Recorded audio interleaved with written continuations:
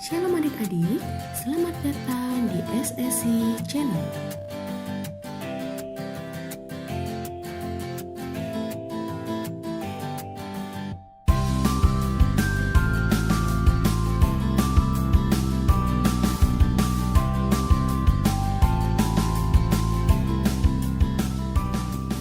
Selamat pagi adik-adik, selamat hari Minggu.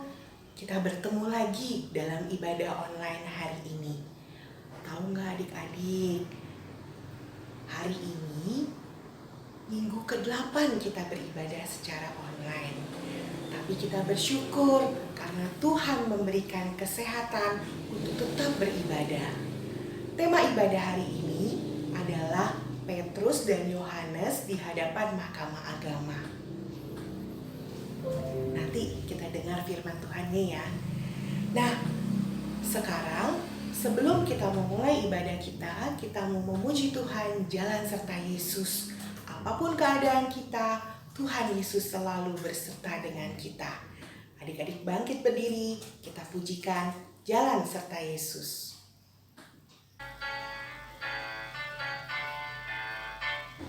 Jalan serta Yesus, jalan sertanya setiap hari. Jalan serta Yesus, serta Yesus selamanya. Jalan dalam suka, jalan dalam duka, jalan sertanya setiap hari. Jalan serta Yesus, serta Yesus selamanya. Sekali lagi kita nyanyikan.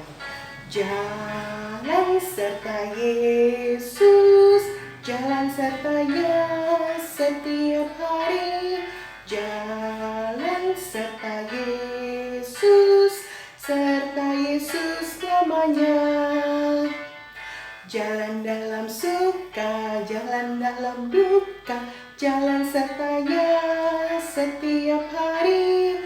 Jalan serta Yesus, serta Yesus selamanya.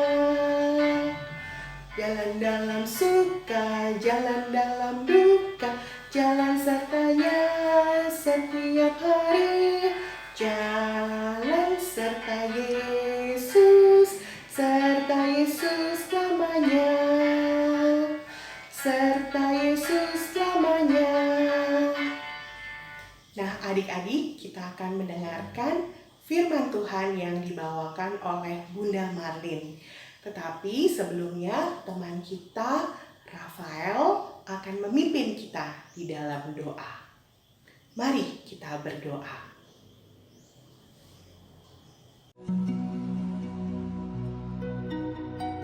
Kita berdoa.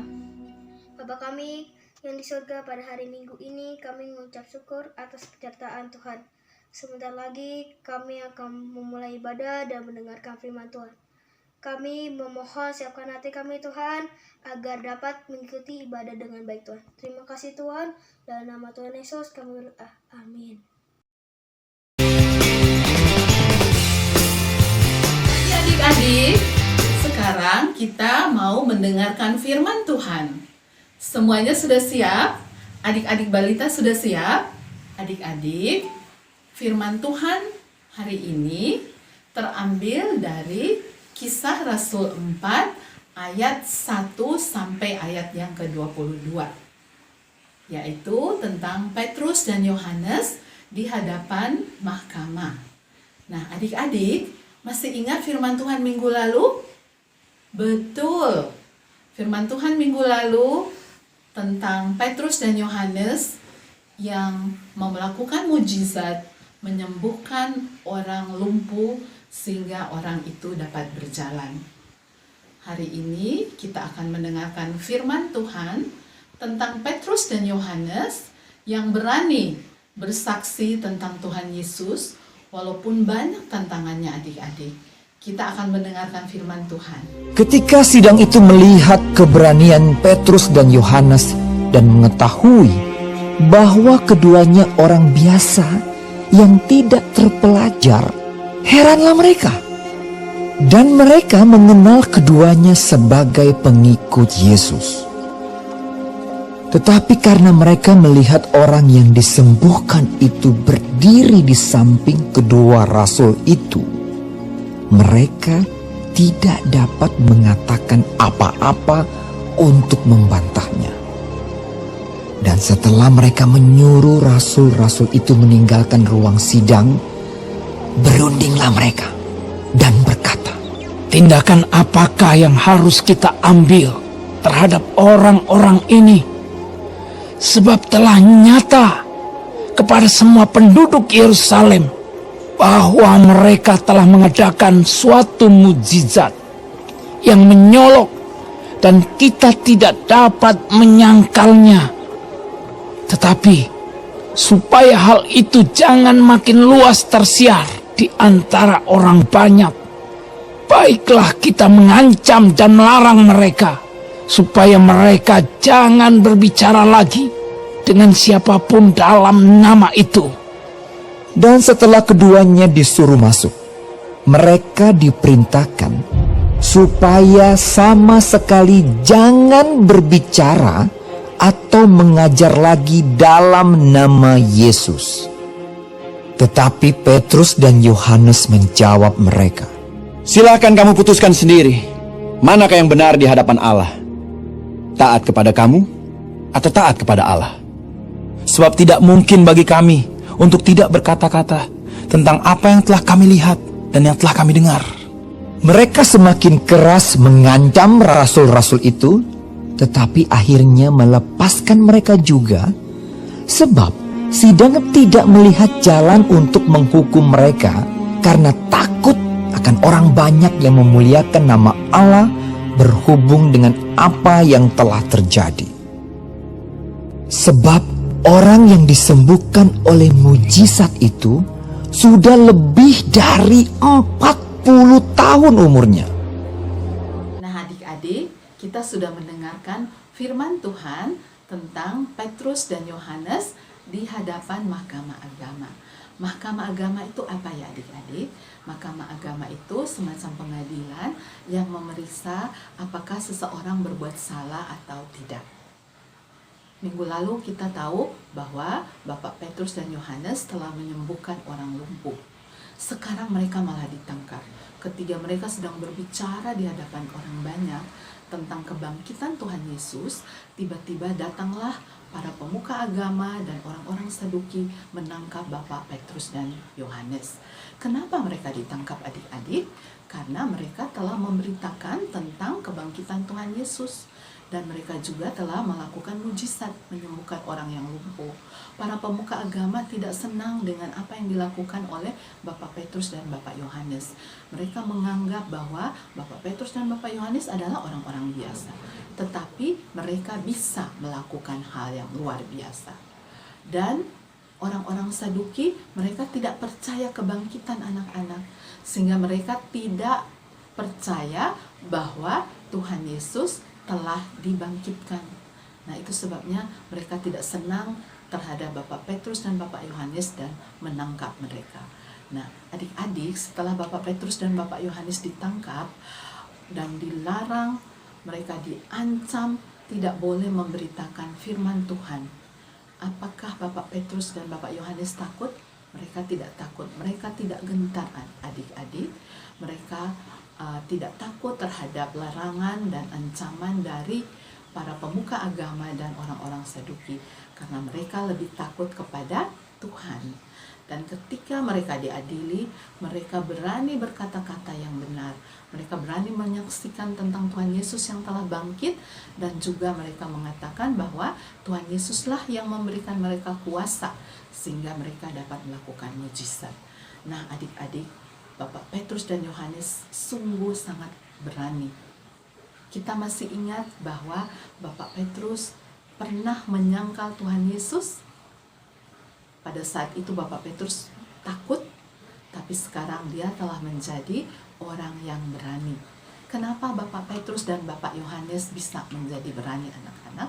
Karena Roh Kudus memimpin mereka untuk berani berkata-kata di pengadilan, berkata-kata yang benar. sehingga mereka terbukti tidak bersalah. Semua yang mereka katakan adalah benar. Semua yang mereka beritakan tentang Tuhan Yesus adalah benar. Bahkan ada buktinya, yaitu orang lumpuh yang dapat berjalan. Dan semakin banyak orang yang percaya kepada Tuhan Yesus setelah mendengarkan berita atau firman yang disampaikan oleh Bapak Petrus dan Bapak Yohanes. Nah, adik-adik, karena begitu banyak orang yang mengetahui tentang kebenaran Tuhan Yesus, para imam, pemuka agama, dan orang-orang Saduki, mereka tidak lagi melarang dan menghalangi Bapak Petrus dan Bapak Yohanes untuk menyampaikan firman Tuhan. Usaha mereka untuk mencari kesalahan Bapak Petrus dan Bapak Yohanes tidak berhasil. Mereka gagal mencari kesalahan, sehingga Bapak Petrus dan Bapak Yohanes dibebaskan. Nah, adik-adik, itulah firman Tuhan kita hari ini. Sekarang Bunda akan bertanya kepada adik-adik balita hingga kakak-kakak kelas 6. Apakah semuanya telah mendengarkan firman Tuhan dengan baik? Bunda mempunyai 3 pertanyaan. Pertanyaan yang pertama, mengapa Bapak Petrus dan Bapak Yohanes ditangkap? Siapa yang bisa menjawab? Betul. Ya, Bapak Petrus dan Bapak Yohanes ditangkap karena mereka memberitakan tentang kebangkitan Tuhan Yesus dan mereka melakukan mujizat menyembuhkan orang lumpuh. Pertanyaan yang kedua, apakah Bapak Petrus dan Bapak Yohanes takut ketika di hadapan para pemuka agama? Betul adik-adik, mereka tidak takut, mereka berani. Pertanyaan yang ketiga, mengapa Bapak Petrus dan Bapak Yohanes tidak takut? Ada yang bisa menjawab? Ya, betul jawabannya, karena mereka percaya akan kuasa Tuhan Yesus dan Roh Kudus memberikan mereka kebenaran dan untuk bersaksi. Nah, sekarang Bunda mau bertanya kepada adik-adik balita sampai kakak-kakak yang kelas 6. Apakah adik-adik mau seperti Petrus dan Yohanes yang sangat berani? Ya, pasti adik-adik semua mau ya. Adik-adik berani mengatakan hal yang benar. Amin. Mari kita berdoa. Tuhan Yesus, terima kasih untuk firman-Mu hari ini yang mengajarkan kami untuk berani berkata-kata benar dan untuk selalu meminta pertolongan Tuhan di dalam setiap kehidupan kami. Terima kasih Tuhan Yesus. Amin. Sampai jumpa adik-adik.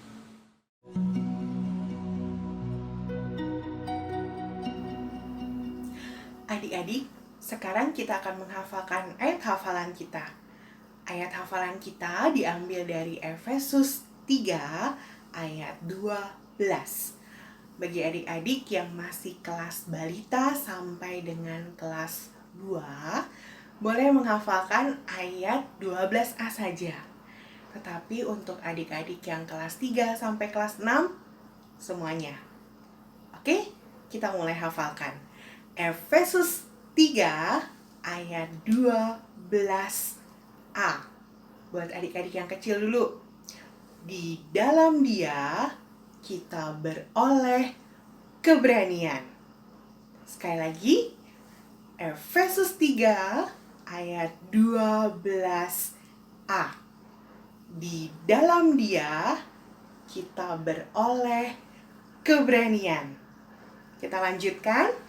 Dan jalan masuk kepada Allah dengan penuh kepercayaan oleh iman kita kepadanya. Kita hafalkan mulai dari awal. Efesus 3 ayat 12. Di dalam Dia kita beroleh keberanian dan jalan masuk kepada Allah dengan penuh kepercayaan oleh iman kita kepadanya. Bisa semua adik-adik? Hebat.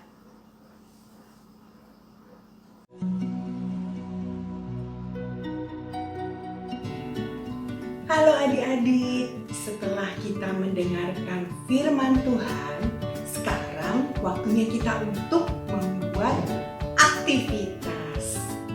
Aktivitas kita hari ini adalah kita mau membuat prakarya berupa sebuah alat pengeras suara yang bentuknya seperti corong es krim. Namanya megafon. Bentuknya seperti apa ya? Nah, ini dia gambarnya. Bentuknya seperti ini. Nah, ayo adik-adik, kita bersama-sama mulai membuatnya. Peralatan yang akan digunakan pada aktivitas ini adalah selembar kertas atau karton, pensil untuk menggambar, gunting untuk menggunting, lem untuk merekatkan, dan pewarna bisa spidol atau krayon sesuai dengan yang adik-adik inginkan. Pertama-tama pada kertas kosong yang sudah disiapkan, adik-adik menggambar pola seperti ini. Adik-adik bisa menggunakan penggaris untuk menggambar sisi lurusnya. Kemudian untuk sisi lengkungnya, adik-adik bisa menggambarnya pelan-pelan, atau adik-adik bisa meminta bantuan papa mama untuk menggambarkannya supaya lebih bagus. Dan pada gambar jangan lupa di sebelah kanan diberikan kotak tambahan seperti pegangan supaya megafon ini ada pegangannya. Apakah adik-adik sudah menggambarnya? Selanjutnya, adik-adik menggunting gambar tersebut sesuai dengan garis yang berada di luar.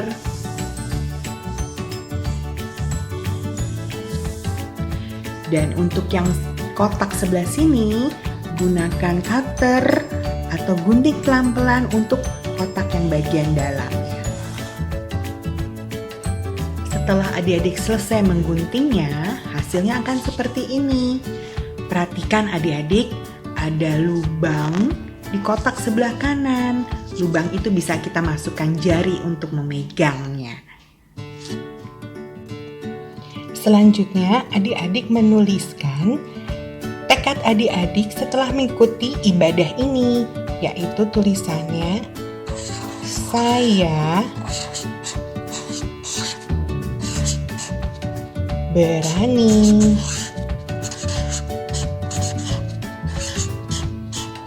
berkata benar.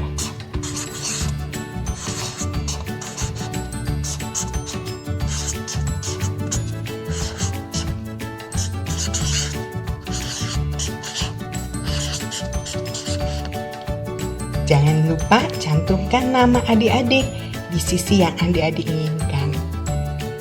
Nama dan kelas adik-adik. Selanjutnya, adik-adik akan menghias sesuai kreasi masing-masing. Bisa menggunakan spidol, bisa menggunakan krayon, atau dengan peralatan lainnya supaya hasilnya menjadi lebih menarik.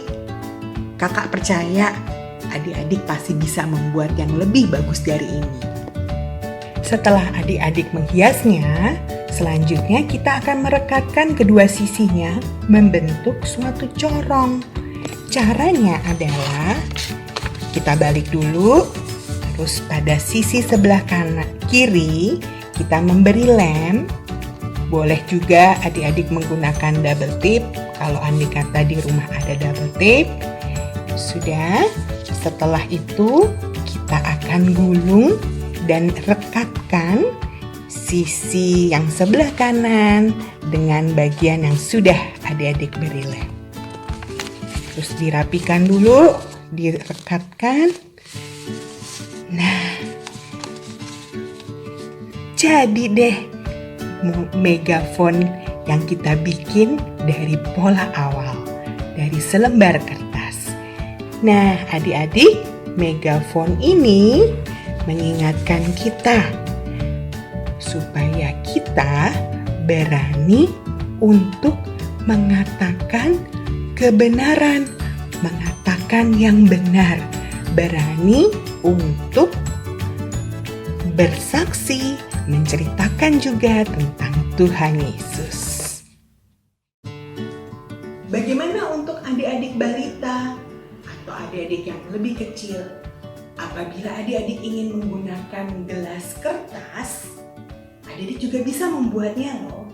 Caranya adalah adik-adik melubangin bagian atas gelas kertas ini, kemudian adik-adik menambahkan tali di bawahnya untuk pegangannya dan menuliskan "Saya berani berkata benar".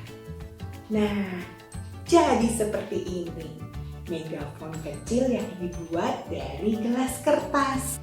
Adik-adik, kita sudah punya megafon buatan sendiri sebagai aktivitas kita hari ini. Megafon ini mengingatkan kita untuk berani berbicara, berani mengatakan kebenaran, berani mengatakan hal yang benar walaupun itu susah, berani bercerita tentang Tuhan Yesus kepada orang-orang lain. Oh ya adik-adik, jangan lupa megafon yang sudah adik-adik buat difoto bersama dengan adik-adik, dan adik-adik mengirimkan foto tersebut ke grup WA kelas masing-masing. Terima kasih adik-adik, itu aktivitas kita hari ini.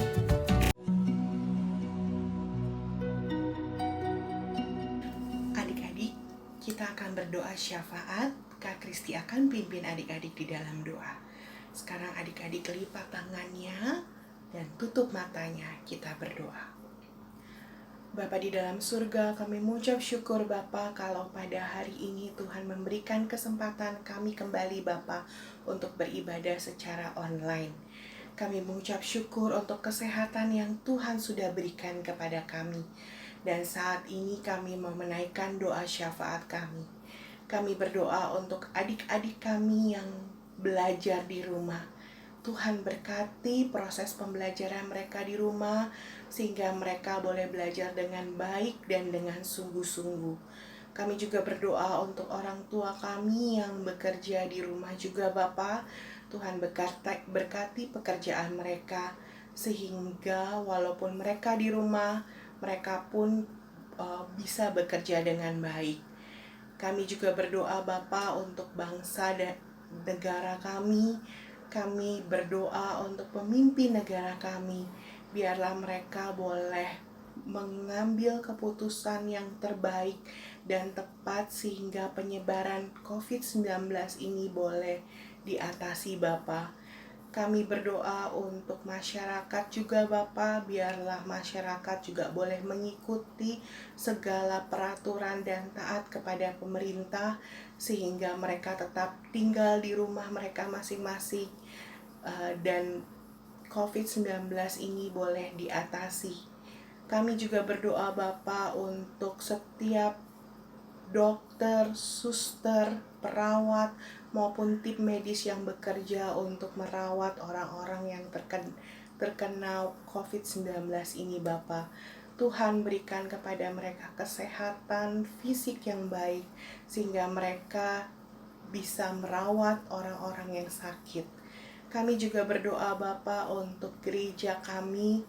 Biarlah Tuhan sendiri yang memberkati setiap ibadah online yang boleh diselenggarakan. Tuhan berkati para pendeta kami maupun para pelayan. Berikanlah kepada mereka kesehatan sehingga mereka boleh melayani dengan baik. Kami berdoa untuk segala persiapan yang dilakukan untuk ibadah online. Tuhan berkati sehingga ibadah online pun juga boleh memberikan berkat bagi kami semua Bapa. Terima kasih Bapa, ampuni segala dosa dan kesalahan kami. kami naikkan doa kami yang jauh dari sempurna ini ke dalam tangan-Mu. Di dalam nama Tuhan Yesus kami berdoa. Amin.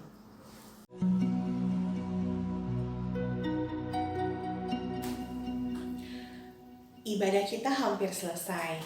Seperti Petrus dan Yohanes diberikan keberanian untuk berkata-kata dengan benar dan dengan penuh hikmat, kita pun juga diberikan keberanian untuk berkata-kata yang benar, melakukan yang benar, dan selalu bersaksi bagi Tuhan.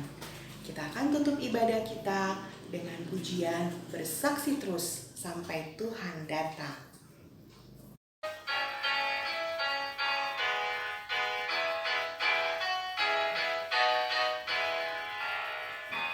Bersaksi terus sampai Tuhan datang. Bersaksi terus sampai Tuhan datang. Bersaksi, bersaksi, bersaksi, haleluya. Bersaksi terus sampai Tuhan datang. Sekali lagi kita nyanyikan. Bersaksi terus sampai Tuhan datang. Bersaksi terus sampai Tuhan datang. Bersaksi, bersaksi, bersaksi, haleluya. Bersaksi terus sampai Tuhan datang. Bersaksi terus sampai Tuhan datang. Bersaksi terus sampai Tuhan datang. Kita mau berdoa, sekarang kita tutup matanya, kita berdoa. Bapa di dalam surga, kami mengucap syukur karena hari ini kami bisa beribadah dengan baik. Bapa, kami berdoa walaupun kami di rumah, mampukanlah kami untuk menjadi anak-anak Tuhan yang punya keberanian untuk berkata benar dan berlaku sesuai dengan kehendak Tuhan. Terima kasih Bapa di surga, sertailah minggu-minggu kami, berikan kesehatan kepada kami, dan pertemukanlah kami dalam ibadah minggu yang akan datang. Di dalam nama Tuhan Yesus kami berdoa. Amin. Ibadah kita sudah selesai, sampai minggu depan. Tuhan berkati.